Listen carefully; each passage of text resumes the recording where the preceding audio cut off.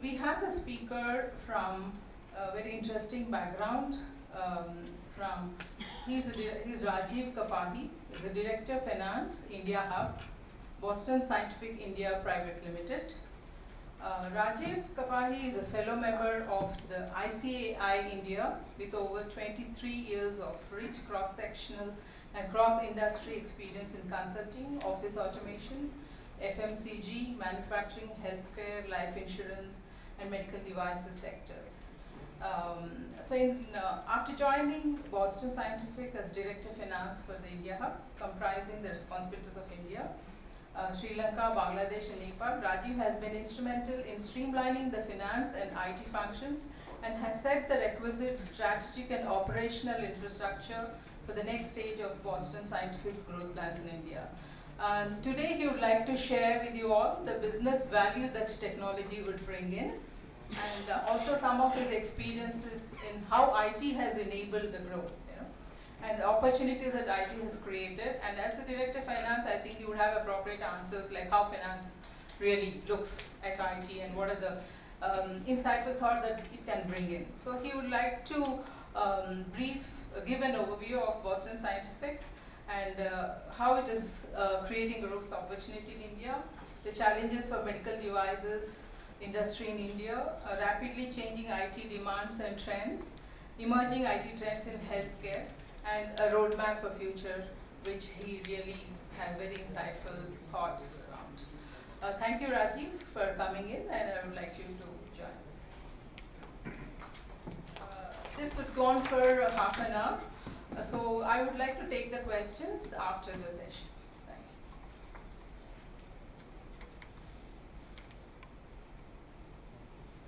Thank you, Geeta. Thank you for your kind words of introduction. Folks, I would not like to call myself as an IT expert. I'm amidst a cross-section of ladies and gentlemen who are more experienced, more well-versed. It's just that I have a little more gray hair, so I'll be able to share a little bit more personal experience in terms of how I've seen IT. And fortunately, I've had exposure in the IT sector in terms of the core hardware space. Used to work for Dell. I also have over the years been a key partner in the IT space, whether for the companies I worked for or in terms of enabling so many across the industry in terms of my experience, and then that's what I'm going to share. But maybe feel free, as we conclude, to let me know any specific questions, queries you have, and I'll be happy to share them. As we see, I hope I'm audible. Everybody is able to hear me at the last. Okay, perfectly fine. See, IT in its own way has been a very complex thing for most. It's an area which has evolved over the last few decades, and it's not too old that it's got history of so many hundreds of years in terms of the way the corporate world has been evolving, or more than 4-5 decades.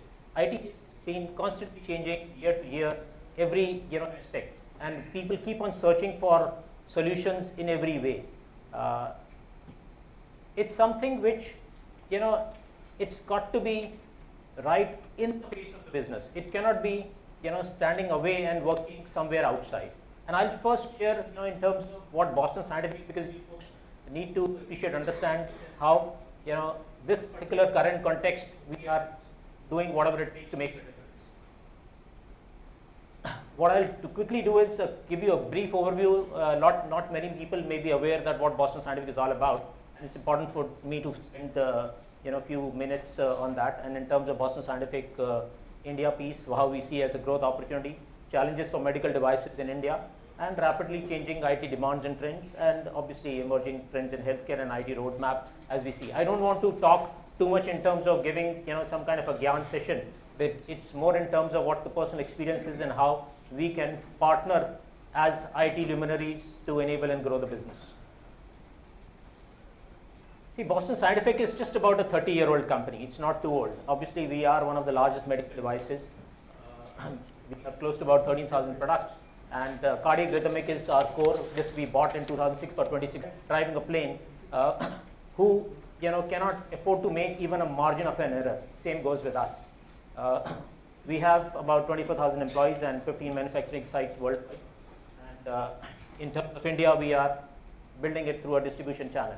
This is what we touch upon in terms of our core specialty. And if you see neuromodulation, if some of you have heard about Parkinson's disease, this is something which has been one of the most incurable diseases, and this is where we are bringing in the requisite technology to cater to the patients in this space. Electrophysiology, intervention cardiology, cardiorhythmic, this is one place where we are the key leaders in the world. Obviously, cardiorhythmic has the plumbing aspect and the electrical aspect. Now that needs to be in terms of the right requisite IT tools, compositely entwined so as to ensure that even a second of pulse missed may result in a patient's death. So you can well imagine how ingrained the IT is as a part of the business. Obviously endoscopy, urology, women's health, peripheral. So just to give you a context, and it's important for you to appreciate that how IT is shaping or at the back of the organization. This is just to give you a quick synopsis where we are the world leaders. If you've seen, Dr. must have heard the Dr. Trehan, Dr. Matthew down south, Dr. Seth up north, and so many others who use our products. And these are the key pieces which keep your small piece of your body, your heart ticking. And also in terms of what we do to really make a difference. There are few cutting edge technology where we are clear leaders in the world. This is just to give you a context in terms of where we stand in terms of competition.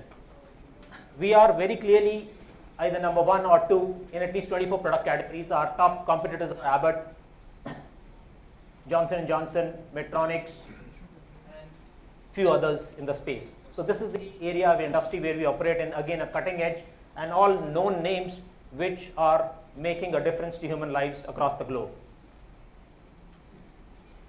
This is important, and this is where I would just like to spend a few minutes in terms of giving you a context, because how we make a difference, and all these are very clearly entwined with a solid backbone. Obviously, for patients it means less trauma.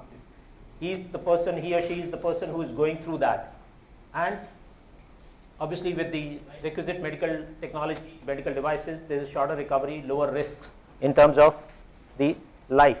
Physicians, obviously, they feel that these are safer, these enable safer procedures, fewer complications, higher productivity, and obviously innovative treatment options. Employees, obviously, more in terms of the productive work days, shorter recoveries, lower costs. It's a win-win.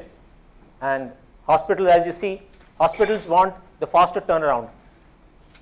It's here I just want to touch upon the way the healthcare in India is shaping. Over the years, as we have seen, India is one place where key 3 pieces are missing, and this in terms of our industry is a challenge, and each one of us as the common man of this country is impacted.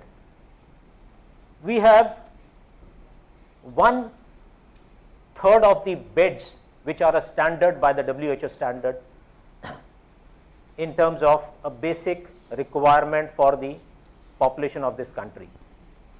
Doctors, again, we are much lower than the basic minimum level of doctors who are required to take care of our loved ones or us when we fall sick.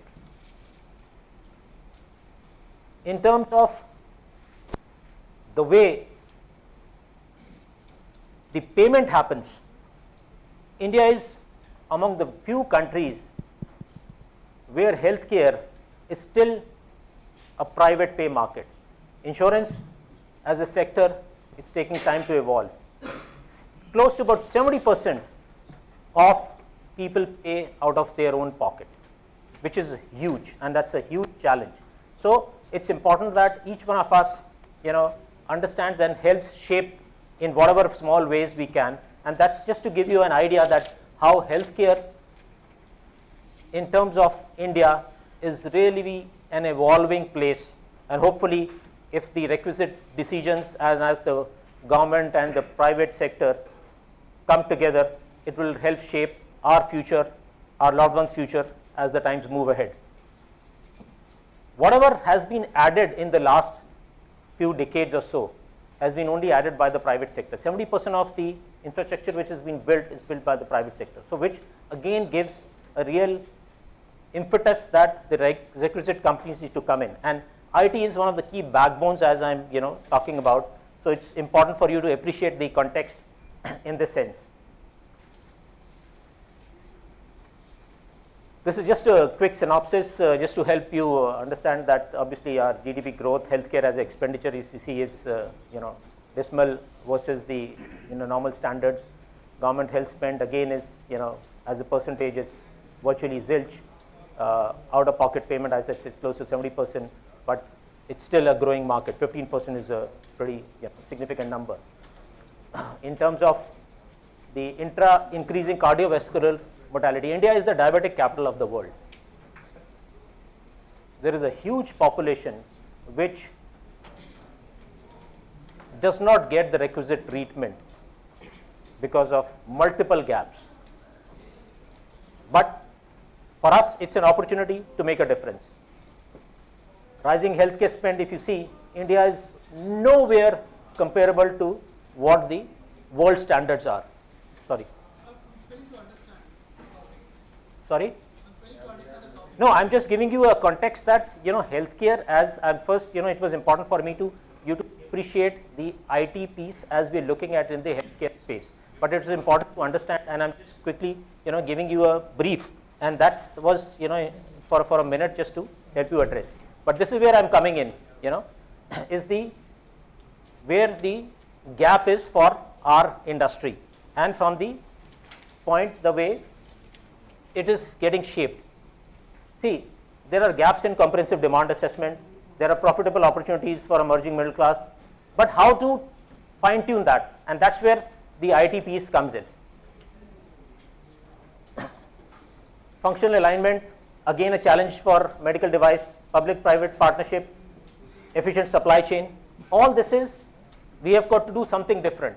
This is a key gap in our infrastructure in terms of the space where we operate in. This is where I want to spend now some time, that how the IT demands are changing rapidly. If you see end user computing, data service centers, networks, application operations, process automation, there are mature demands and there are the emerging demands in terms of infrastructure utility, private cloud, crowd aggregation. We as an industry have a lot of proprietary information. We as an industry still don't have a composite database which we have easy access to. So a lot of investment goes in collating that and then tabulating that, the right requisite analytics, as also how much of it we can really share across the world or maybe given out in the market. So what challenges we face here, we'll move on. In terms of end user computing, if you see, this is a standard service desk which we have built in our case. But in terms of the enhanced end user experience, we still see that a lot of tools, a lot of technologies which are still not there as we need in terms of length and breadth of the country. The way accessibility is required by a field force, the way those guys need to go and make presentation to the doctors, the way it works in the Western world, we are still a long way off. Even if we have equipment with the iPads, etc., when they go to discuss or make a presentation to the doctors, the system doesn't come on. At times, when they are in the midst of the presentation, because of certain infrastructure challenge, some things goes off. As also, when they are working with the doctors in the operation theaters, there are few things where, in terms of technology, they need, connectivity with some expert who's sitting somewhere else in the world. The information, the screen becomes blank, somewhere some other challenges arises. So which is one piece which we are seeing that it's a huge opportunity for us, and where we are trying to invest in terms of our efforts, energy. Maybe in terms of cloud computing, that's one aspect. But otherwise, if you see in terms of the last mile connectivity, a lot of infrastructure requirement is there, both at the hospital's end as also at our end. The data center operations, scalable and optimized hosting and facility management services, again, we are looking at different options. We don't have composite solution for where we can access what has happened in Australia, or there is some piece which is really gone well in Japan, how we can leverage. This is one area where human lives are precious everywhere, and how that needs to come together, the best practices need to be shared.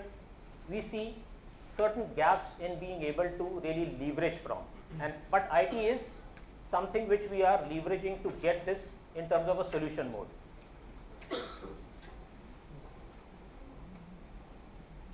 In terms of infrastructure, obviously, the ERPs are there, but in terms of the bundle management and operations address the dynamic infrastructure requirements, I'm still not able to, if I need to have my distributors, to be able to tell me that if I place a certain size of a stent in a particular city and it's not being used, but if I need something else, the same stent in another place, at times I'm unable to really pinpoint, pick it up in time and ship it out to that other location, because we, in terms of our products, cannot also have the entire 30,000 products to be available at every hospital. There are challenges in terms of picking up or putting in what is to be most optimally used at any point of time. That's the best we can do. Out of all these products, maybe we can place 100, 200, 500, different sizes, different, products, but not each and every item. So, which we face a big challenge in terms of the connectivity and the timely information, because everybody is not tuned in the same manner. We can invest in ERP. We have invested to a limited extent in certain tool at the distributor's end. Hospital may be working on a different platform. A particular clinic of a particular doctor may be working on a different platform. How to integrate that is something which we are constantly trying to find answers around. These are the trends what we see, because we spend close to about $1 billion in research and development every year.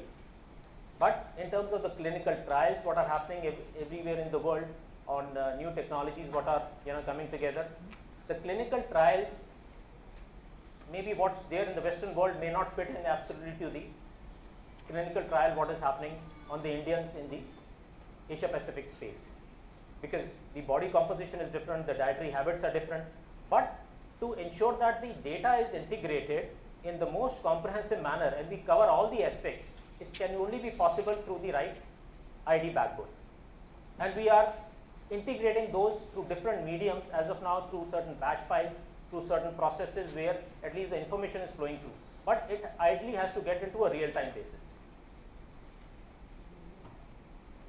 In terms of claims transformation, that's a big challenge in the India space. The fraud, waste, abuse management, compliance.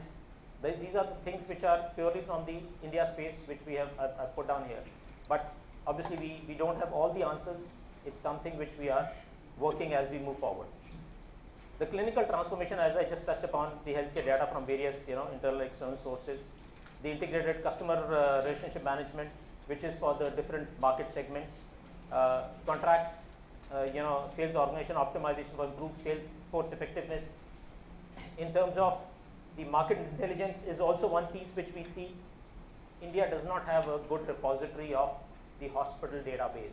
It does not have a good repository of the patient segmentization. It does not have a good repository of the different quality and the level of understanding of different doctors in different cities. But it's important as we move forward to track, analyze and segmentize and focus in terms of what we need to do to address each one of these. Claims transformation, as we said that, obviously we have seen how the healthcare related claims work. People, make a claim to certain insurance companies, they keep on, pending, they're pending for a fair bit of time. Sometimes there are few aspects which get cleared, few aspects which further clarification sought. There needs to be complete efficiency in this space. Obviously, in terms of CRM, as I've touched, there's compliance with healthcare reform requirement, lower cost of customer acquisition, retention, multiple things are there. Fraud is something which at times it's a society's challenge. in our case, definitely we have seen much more versus what we have seen in Japan, what we have seen in Australia. Now that's a reality. But the other aspect is that how we are addressing it. We are working with the doctors, we are working with the hospitals, we are working with the insurance companies to see that how we can minimize by standardizing the requisite protocols, standardizing the right prices, standardizing the right information in terms of for different ailments, what fits in best, so that if one needed to be have only one stent, it's not that somebody comes and tells you, though I've put 4 stents in your body. Obviously, if somebody has got to pay, if he's got to pay for 1 versus if he's got to pay for 4, it will be a different ball game, and that somehow needs to be curbed across the board, and we in our own ways are partnering with all these to ensure that these are minimized. And these are how we are doing it. We are tracking that these kind of procedures in this place in the world require this kind of a stent. So why, so healthcare companies also, the health insurance companies have the requisite information to ensure that there is no cheating also which is happening down the line. So that's what I had in terms of my core, approach, the way we are seeing the IT to be evolving in our space.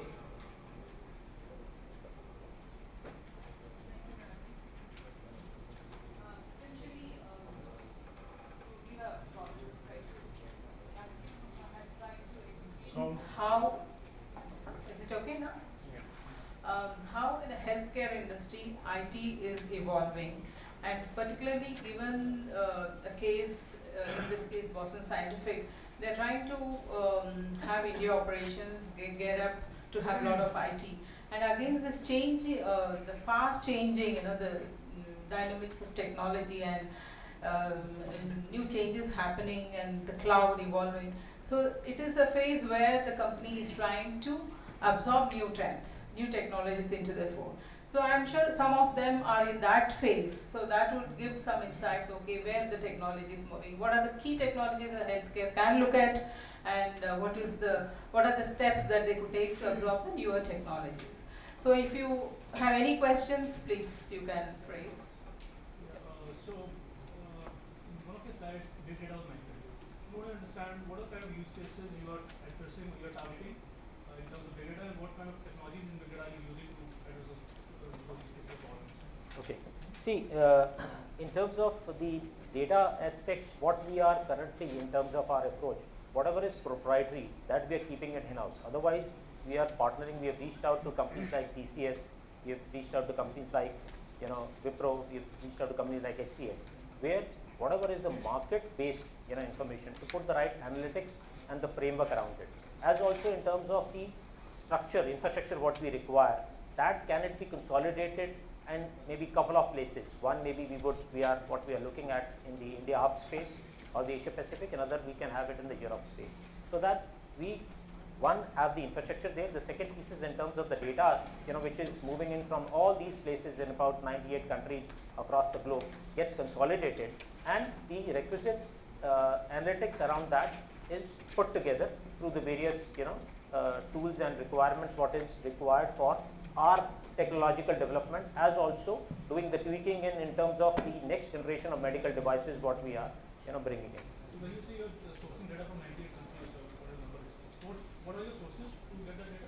See, our sources are all our own sales force, who are actually tracking, all the key opinion leaders in terms of the marketplace, or the healthcare professionals in the marketplace, as also the hospital base of each and every, country where they are operating in. Because we are not depending upon the external sources primarily because of, I would say, the sanctity of the data, as also in terms of the quality of what inputs come in. And the third aspect is in terms of the competitive, scenario, where sometimes the requisite information is not being structured and positioned appropriately. So it's our own sales force across the globe which is putting this together. Are you leveraging social media as well? Not as of now. Probably rather than social media, because of lack of trust there, you are depending on your own Absolutely. ways of Absolutely. we are in a business of saving human lives, and where we cannot risk any inaccurate data.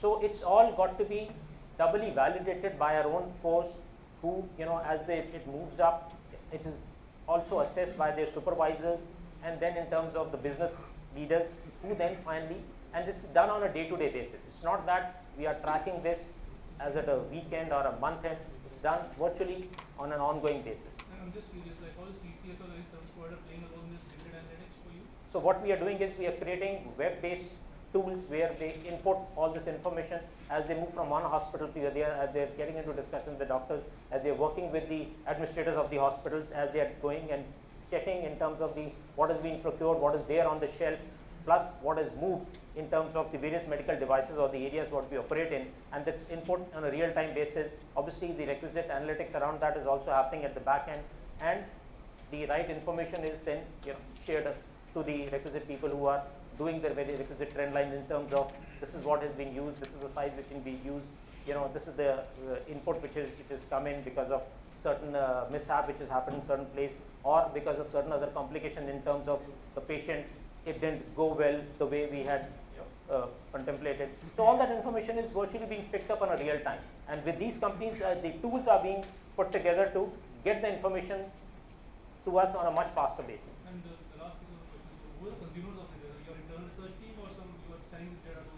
No, it's for our own, because you see, like I said, in so many other countries, obviously US, everything is through the insurance, so it's a much accurate and appropriate data.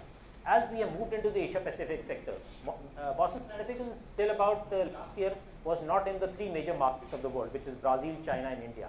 And all these three markets are very difficult in terms of the topography and also in terms of the requisite database, as also how the entire payment mechanism works in these markets. So, and these are huge markets where the real population of the world is, and obviously it's important for us to ensure that the right data is picked up and collated, so that when the medical devices are being manufactured or they are being tweaked for these markets, they have the requisite input besides the clinical research.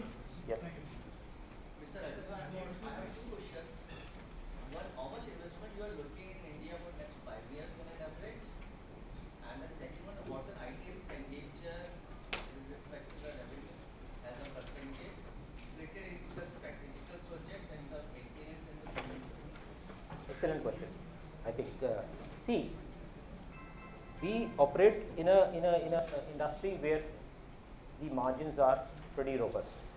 So we are not looking at the investment coming in from our parent on an ongoing basis. We are carving out a certain portion of the investment. Obviously, for some reason I cannot give you the exact numbers, but in terms of percentage, it's a sizable amount which would vary between 5% to 10%, depending upon over the next 2 to 3 years what infrastructure we create and what we need to build it up for the next stage of growth.